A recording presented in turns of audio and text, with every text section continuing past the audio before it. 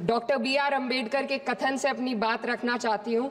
उन्होंने कहा था, मुझे अपने भारतवर्ष पर फक्र है कि जिसके पास ऐसा संविधान है जो लोकतंत्र, समाजवाद और सेक्युलरिज्म को संजोता है।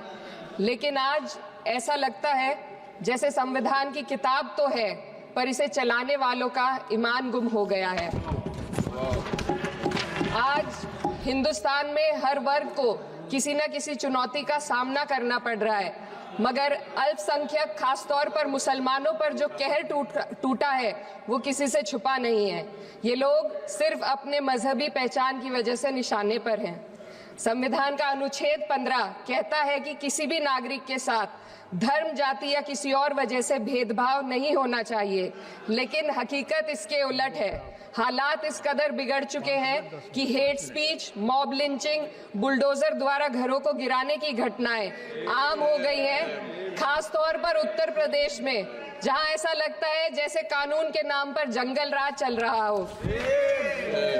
संभल में जो हुआ वो सबके सामने है। पुलिस के संरक्षण में निर्दोष लोगों की हत्या की गई और सरकार ने चुप्पी साध ली। अल्पसंख्यकों पर हिंसा बढ़ती जा रही है, मगर सत्ता में बैठे लोग या तो आंखें मूंदे हुए हैं या फिर इन घटनाओं को बढ़ावा दे रहे हैं। हद तो तब हो जाती है जब न्यायपालिका की बात भी अनसुनी कर दी जाती है। सुप्रीम कोर्ट ने मॉब लिंचिंग पर 11 सूत्रीय निर्देश जारी किए थे। इसमें साफ कहा गया था कि राज्य सरकारें और पुलिस इस तरह की घटनाओं को रोकने और दोषियों पर सख्त कार्रवाई करने के लिए जिम्मेदार है, लेकिन आज भी इन निर्देशों पर अमल नहीं हो रहा है।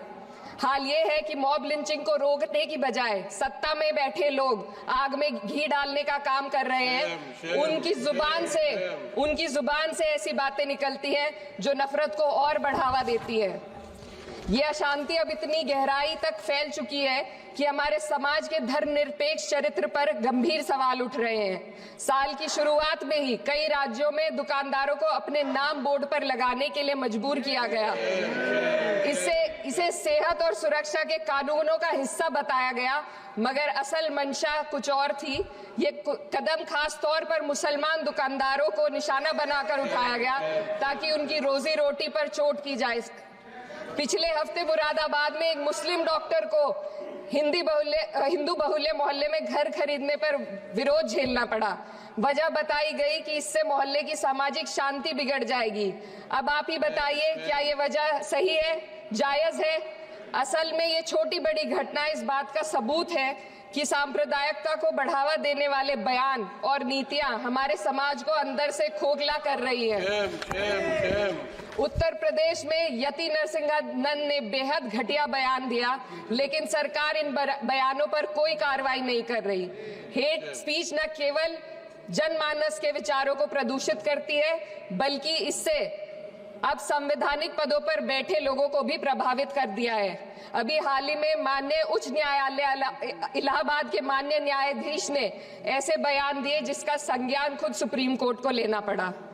संविधान के अनुच्छेद 29 और 30 ने अल्पसंख्यकों को उनके मजहबी और सांस्कृतिक हक दिए हैं ताकि वो अपनी पहचान को बचा सके और अपने संस्थान चला सके, लेकिन आज उन्हीं हकों पर हर तरफ से चोट की जा रही है।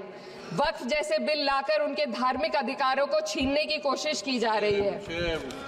आज अल्पसंख्यक समुदाय को संविधान द्वारा दिए गए अपने बुनियादी अधिकार पाने के लिए लंबी लड़ाई लड़नी पड़ रही है। ऐसे कई मामले अदालत ने न्याय देकर संविधान की रक्षा की है, लेकिन अदालती प्रक्रिया में जो समय लगता है उसकी वजह से देश के सामाजिक ताने बाने को भारी नुकसान उठाना पड़ता है। मिसाल के तौर पर इलाहाबाद हाई कोर्ट ने 2004 के मदरसा एक्ट को रद्द कर दिया था, जिससे मदरसों के संचालन पर सवाल उठे। हालांकि सुप्रीम कोर्ट ने बाद में इस फैसले को पलट दिया और एक्ट को वैध करार दिया, लेकिन इस प्रक्रिया में जो समय लगा उसने अल्पसंख्यकों को बेचैनी और संघर्ष के दौर में डाला है। इसी कड़ी में प्लेसेस ऑफ वर्शिप एक्ट 91 भी आता है और कई अन्य अधिकार, उन्हें भी इसी तरह अदालती लड़ाइयों में उलझाया जा रहा है। ये स्थिति न केवल अल्पसंख्यकों के अधिकारों की राह में रुकावट है, बल्कि justice delayed is justice denied जैसी कहावत को सिद्ध करती है। मैं इस सदन से दुनिया भर के अल्पसंख्यकों की आवाज उठाना चाहती हूँ, खास तौर पर हमारे पड़ोसी देश बांग्लादेश में। खास तौर पर हमारे पड़ोसी देश बांग्लादेश में अल्पसंख्यकों के साथ जो हो रहा है वे दिल को गहरे तक चोट पहुंचाने वाला है। उनकी जान माल की हत्या की जा रही है। बांग्लादेश हो या हिंदुस्तान हो या कोई और देश, अल्पसंख्यकों की सुरक्षा, इज्जत और अधिकारों की हिफाजत हर सरकार की सबसे पहली जिम्मेदारी होनी चाहिए। मैं इस सदन से अपने देश के अल्पसंख्यकों के साथ बांग्लादेश के पीड़ित अल्पसंख्यकों की आवाज को एक साथ उठाना चाहती हूँ।